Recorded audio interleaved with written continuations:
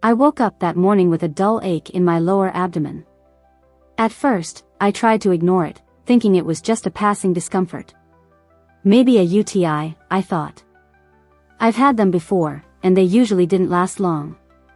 I wasn't one to make a big deal out of minor health issues, especially when I had so many other things on my mind. Life had been good lately, at least, it seemed that way. James and I were in a rhythm. We had our usual routine, and I honestly believed that everything was perfectly fine. But as the morning wore on, the discomfort grew worse. I sat down at the kitchen table, sipping my coffee, trying to power through it. James was getting ready for work, his usual hurried pace as he put on his suit and tie, barely noticing the subtle tension in my body. I didn't want to make a big fuss over something that seemed so trivial. I didn't want to interrupt his day with my small issues. But by the time he was about to leave, the pain was nagging at me, making it harder to concentrate. I couldn't ignore it anymore. I stood up from the table, trying to move around, but the discomfort was still there. My mind wandered, thinking of how many times I had dealt with something like this before. It wasn't a big deal. A quick visit to the doctor, and it would be over in a few days. James, I called out to him. He paused, already halfway to the door. I think I need to go to the doctor. I don't feel right. Might be a UTI. James turned and gave me a quick, distracted glance. All right. You should probably get it checked out. Do you need me to make the appointment? His voice was calm, indifferent even, like it wasn't something out of the ordinary. I didn't think much of it then, but looking back, I realized how detached his response was. No, I'll handle it. I'm sure it's nothing. I gave him a small smile, trying to downplay the situation. You go ahead. I'll be fine. He gave a brief nod and left the house, his footsteps echoing down the hallway as he exited. As soon as the door clicked shut behind him, I reached for my phone. I had to call the doctor's office and make an appointment. I told myself it was just a formality. I'd get the antibiotics, clear it up, and life would go on. When I spoke to the receptionist at the doctor's office, I was still convinced that it was nothing to worry about. Hi, I need to see a doctor. I think I have a UTI, I explained, trying to sound casual. It's just some discomfort, but I've had this before. The receptionist scheduled me for an appointment later that afternoon. The hours between then and the appointment dragged on, each minute feeling heavier as the discomfort persisted. I kept telling myself it wasn't a big deal, that it was something I could handle. But deep down, something gnawed at me, a small voice whispering that this was more than just a simple infection. When I finally arrived at the doctor's office, the waiting room felt like a blur. The sterile smell of disinfectant, the murmur of voices around me, it all seemed so distant. I was on autopilot, my mind racing with thoughts of what could possibly be wrong. The nurse called my name, and I followed her into the examination room, sitting on the cold paper-covered table as she asked me about my symptoms. It was all routine. The questions, the small talk, the quick physical exam. But I couldn't shake the feeling that something was off. When the doctor came in, he greeted me with a warm smile, but I could tell something was different about the way he looked at me. His eyes seemed concerned. He asked me to explain my symptoms, and I told him everything, the pain, the discomfort, the burning sensation. It sounds like a UTI, he said, nodding thoughtfully. But we'll need to do some tests just to make sure. I felt a wave of relief wash over me. This was what I had expected to hear. Just a routine infection. Nothing to be alarmed about. As the doctor prepared the necessary tests, I sat there trying to reassure myself that everything would be fine. But when the results came back, everything changed. The doctor looked at me with a seriousness I hadn't expected. Sarah, he began, his voice gentle but firm. The test results are in, and it's not a UTI. What you're dealing with is an STD. I froze. The words didn't make sense. STD? It couldn't be. My mind raced. My body went numb. My heart pounded in my chest, and for a moment, I couldn't breathe. What do you mean? I managed to croak out. It's not possible. How could it be? The doctor's eyes softened with understanding, but his words still hit me like a freight train. Sarah, I'm afraid it's true. This is something that can only be transmitted through sexual contact. You need to speak to your partner about it as soon as possible. The world around me spun. My body trembled, and I felt the weight of the truth crashing down on me. Everything I thought I knew about my life, my marriage, was suddenly in question. How could this be happening? I left the doctor's office in a daze, my legs unsteady as I walked to my car. The words, STD, kept echoing in my mind, like a broken record. I tried to tell myself that it was a mistake, that there had to be another explanation. But deep down, I knew better. The reality of what I had just learned was sinking in, and it hit harder than I could have imagined. I drove home in a fog, barely aware of the passing streets. My hands gripped the steering wheel so tightly, my knuckles were white. Every minute that passed felt like an eternity. I had to confront James, but I didn't know where to start. How do you begin a conversation that could shatter everything you thought you knew about your relationship? When I walked through the door, the house felt different. Quiet. As if it too was waiting for what was to come. James was sitting in the living room, his back turned to me as he scrolled through his phone. He didn't even look up when I walked in, and for a brief moment, I wondered if he had already known. My heart began to race again, but I couldn't let myself back out now. I had to know the truth. James, I said, my voice trembling slightly. He turned around, his face lighting up with that familiar smile. But I could see it now, the unease in his eyes. The way he couldn't quite meet my gaze. What's up? He asked casually, but there was a forced tone to his voice that I hadn't noticed before. I went to the doctor today, I said, trying to steady my voice. And they told me something that I wasn't expecting. Something that you need to know. James raised an eyebrow. What do you mean? Is everything okay? He asked, his voice laced with concern, but I could hear the tension beneath it. No, James, I said, my heart pounding in my chest. It's not okay. They told me it's not a UTI. It's an STD. I saw his expression falter, the smile slipping from his face as the words registered. He opened his mouth as if to speak, but nothing came out. For a moment, there was only silence between us, the kind that felt heavy and suffocating. It's not a mistake, I continued, forcing myself to remain calm. The doctor said it could only have come from sexual contact. So tell me, James, how did this happen?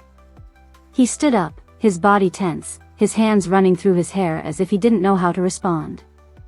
The guilt on his face was evident now, and I could feel my stomach twist with a mixture of anger and disbelief.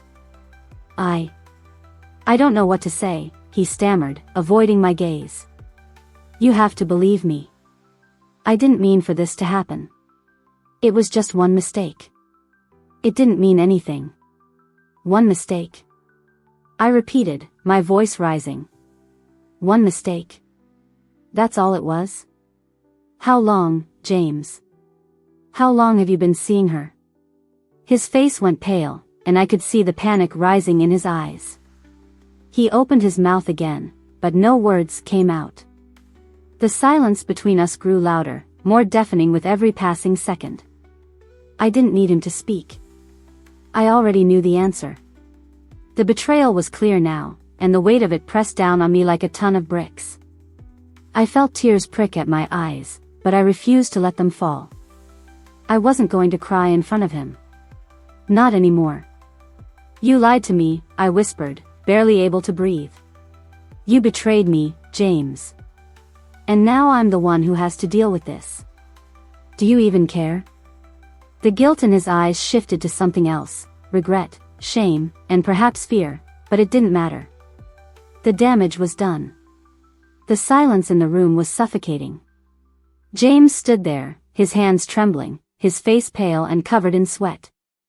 I couldn't look at him anymore without feeling the weight of everything that had happened, everything that had been shattered in an instant. I turned away, unable to meet his gaze, as a wave of disbelief washed over me. "Sarah, please," he finally spoke, his voice breaking. "You have to understand. It wasn't like you think. I never wanted to hurt you. I just..." "Stop," I interrupted, my voice steady but filled with raw pain. "Don't make excuses for what you've done. I don't want to hear it." The anger bubbling inside me was starting to rise, but I fought it back, trying to stay composed. There was no point in yelling. It wouldn't change anything. James's face crumbled, the facade of confidence he always wore completely gone. I could see the guilt in his eyes, but it didn't make any difference now. It didn't change the truth. "I know I messed up, Sarah," he said, his voice pleading now. "I'm so sorry. I don't know how to make it right, but I'll do anything. I swear to you, I never wanted this to happen." I shook my head slowly, unable to speak for a moment. "You think an apology will fix this?" I asked, my voice barely above a whisper. "You think that after everything we've been through, that a simple sorry will make it go away? It's not that easy, James." He reached for me, his hand hovering in the air, but I stepped back. I couldn't touch him, not now. "Don't. Just don't," I said firmly. "I need space. I need time to think. I can't just pretend like nothing's wrong." "I'll leave," he said quickly, his voice tight. "I'll go. I don't want to lose you." His words stung, but they didn't have the effect he thought they would. I wasn't looking for him to leave or beg for my forgiveness. I needed him to face the consequences of his actions. I needed him to understand the gravity of what he had done, not only to me but to our marriage. "You've already lost me, James," I said softly, my words cutting through the air like a blade. "And I don't know if I'll ever be able to look at you the same way again."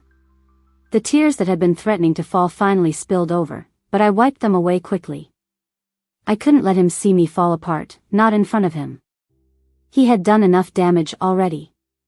"I can't keep doing this," I continued, my voice shaking now. "I can't keep pretending everything's okay when you've broken my trust, when you've broken us. I don't know what's worse, what you did or how you think you can fix it with empty words." James's eyes filled with tears, but I wasn't moved. I had heard enough. The hurt was too deep. He had crossed a line, and there was no coming back from it. "Please, Sarah," he begged again, his voice almost desperate. "I love you. I want to make this right. I'll do anything." I took a deep breath, trying to calm myself. "You can't fix this. Not anymore."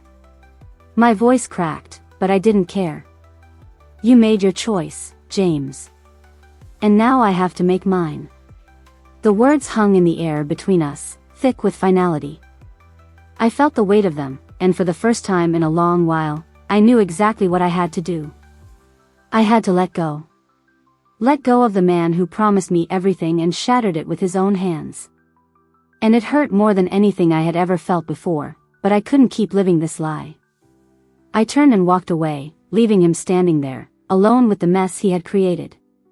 The days that followed felt like a blur. I moved through them on autopilot, barely acknowledging the world around me. Every corner of the house reminded me of what I had lost. The photos on the walls, the little knickknacks we had picked out together, the scent of his cologne lingering in the air, everything felt like a cruel reminder of the betrayal. I couldn't escape it, no matter how hard I tried. James had left, of course. He stayed at a hotel for the first few nights, sending me endless texts and voicemails, begging for forgiveness. But I couldn't even bring myself to listen to them. What was the point? The trust we had built over the years had been shattered in an instant, and I couldn't rebuild it. No matter how many times he said he was sorry, the hurt still lingered like an open wound, one that refused to heal. One evening, as I sat on the couch scrolling through my phone, a message popped up from an unknown number. At first, I hesitated, but then I saw the name, Catherine. My heart dropped into my stomach. I didn't need to read it to know who she was. She was the other woman. I clicked on the message, and sure enough, it was from her. "I know what happened," it read. "And I just want to apologize for my part in this. I never meant to hurt you. I can't even begin to imagine what you're going through, but I thought you should hear the truth from me." I was shaking, my breath catching in my throat as I read those words. I had already known the truth, but hearing it from her admitting it, acknowledging it, made it feel real in a way I couldn't explain. I had spent so many sleepless nights wondering if I was going crazy, if I had imagined the signs, but now it was undeniable. My hands were trembling as I typed a response, my anger rising with every word. "You don't get to apologize to me. You don't get to act like you're some innocent bystander in this. You knew what you were doing. And you knew exactly who you were hurting. So don't pretend like you're sorry now." I hit send, my chest tightening with the release of all the pent-up emotions I had been holding in. For the first time in days, I felt like I was standing up for myself, like I was reclaiming a little piece of the person I used to be before all this happened. The message from Catherine wasn't the only thing that stirred something in me. There were times, moments when I found myself lost in thought, thinking about the life I had envisioned for myself and the future that was now uncertain. I had built my world around James, around us. And now, I didn't know who I was anymore. But slowly, I began to understand. This wasn't the end of my story, it was the beginning of something new. It wasn't going to be easy. I wasn't going to wake up one morning and feel okay again. But the pain, the betrayal, it wasn't going to define me. I was stronger than I had ever given myself credit for. I had survived this, and I would continue to survive. I decided to take control. I started focusing on myself, something I hadn't done in a long time. I reconnected with friends I had drifted away from. I began taking walks, breathing in the fresh air like it was something new. I went back to work, putting my energy into something that felt like mine, something that couldn't be taken away from me. The more time passed, the clearer it became. I didn't need him to fix me. I didn't need him to apologize. I was going to heal on my own, in my own time. And I would come out stronger because of it. The journey wasn't over, but I could see the first glimmer of light at the end of the tunnel. And for the first time in a long time, that was enough. Weeks had passed since James left, and the silence in the house was becoming less suffocating. I had started to find pieces of myself again, small moments of clarity, fragments of joy. It wasn't perfect, but it was progress. I had changed, and I wasn't sure if I was ready to face James, to hear his voice again, but something inside me knew I had to. I needed closure, even if it meant facing the one person who had hurt me the most. I arranged to meet him at a quiet cafe on the edge of town.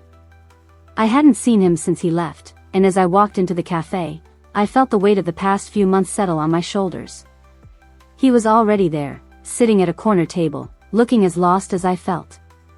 He stood up as soon as he saw me, his face full of hope and regret, a mix of emotions I could barely comprehend. "Sarah," he said softly, his voice barely above a whisper. "I'm so glad you agreed to meet me." I nodded, taking a seat across from him. My hands were clammy, and my heart raced in my chest, but I tried to maintain composure. This wasn't going to be a reunion. This was about finding answers, about understanding what had happened. It was about reclaiming the power that had been taken from me. "James," I said, my voice steady. "I'm not here to fix things. I'm not here to make everything okay again. I'm here because I need to know why. Why did you do it? What was going through your mind when you lied to me? When you betrayed me?" He looked down, his eyes welling with tears. I don't know. I don't have a good excuse for what I did. I was stupid, selfish. I never meant to hurt you, Sarah. You were everything to me, and I let that go for a moment of weakness. I took a deep breath, trying to keep my emotions in check. His words didn't hit me the way they once would have.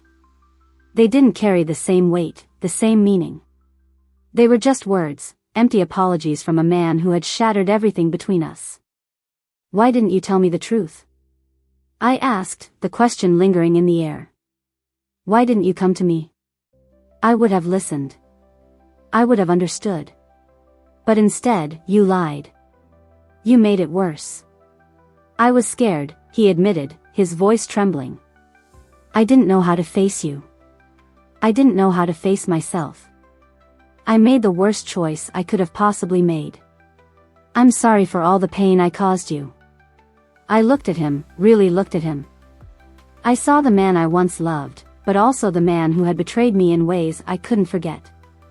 I realized in that moment that there was nothing he could say to take away the hurt. No amount of apologies would make it disappear. I'm done, James, I said quietly, my voice breaking slightly. I'm done waiting for you to change. I'm done holding on to something that isn't there anymore. You broke us. And I have to let go. For myself. His face crumpled, and I could see the desperation in his eyes. He reached for my hand, but I pulled back. Please, Sarah, he whispered. Please don't leave me. I shook my head, feeling the finality of my decision. I'm not leaving you, James. I'm leaving the version of me that was willing to forgive you. I'm leaving the version of me that kept hoping you would change. I'm leaving the past behind, and I'm moving forward. Without you.